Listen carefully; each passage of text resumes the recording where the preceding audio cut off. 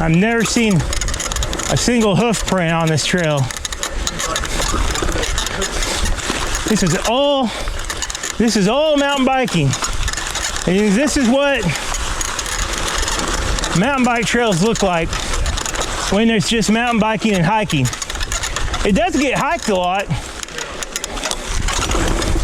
Hey guys, what's up? So it's Sunday morning. I'm getting ready to go on a mountain bike ride, and I wanted to show you my 1990, it's either 92 or 94, something like that, Cannondale Beast to the East.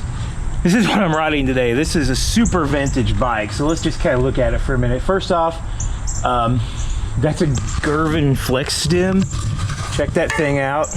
The suspension is this little blue elastomer right here, which gives you a little bit of bump absorption, not much. The era correct rock ring so that you don't damage your big chain ring, so you don't want to tear that up.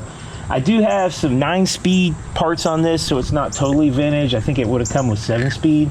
I do have the original cantilever brake on the front, and I have an updated XTR brake on the back, which is pretty sweet.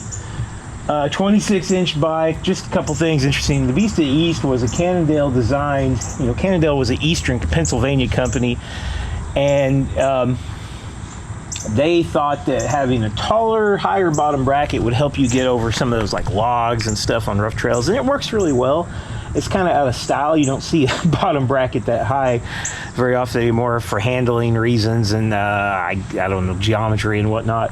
But it does work. I mean, this thing, you can clear a lot of pretty big stuff on this that you don't even hardly hit the, you don't even really need the rock ring most of the time. Oversized bearings before that was a thing. A quill stems. Super narrow 90s style handlebars. That is a Titec titanium handlebar. This is going to be a ride with Hiking with Shawn, and I don't really think Shawn has ever actually mountain biked.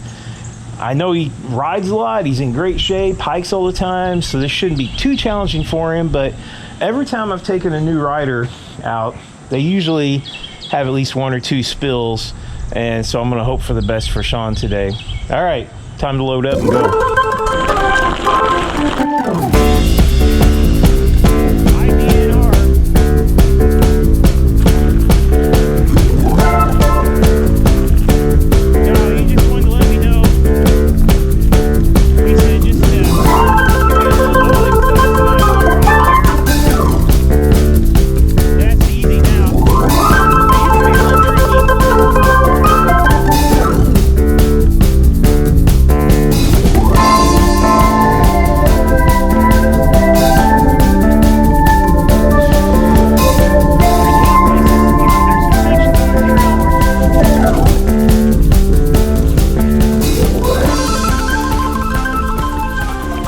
Well, I shouldn't have been worried about hiking with Shawn. He had no problems. In fact, I crashed. I don't think he ever crashed. I don't think he ever really had any problems. Now, he did get off his bike a bunch and walk stuff that I was riding, but he was so quick about just jumping on and off the bike, and he's in such really good shape that it really didn't slow him down or bother him any. So I was totally wrong. I was the one who actually kind of had the heat kind of got to me, and near the end of the ride I was feeling kind of sick and I was really ready to quit, and I think he was like, oh, I'm going to take a hike after this. So anyway, awesome time out there mountain biking. The vintage bike didn't bother me at all. Now my arms and shoulders were a little sore because this puts a lot more strain than a modern 29er with big old wide handlebars that let you kind of spread out. This doesn't do that. But I mean, honestly, it was super fun to ride.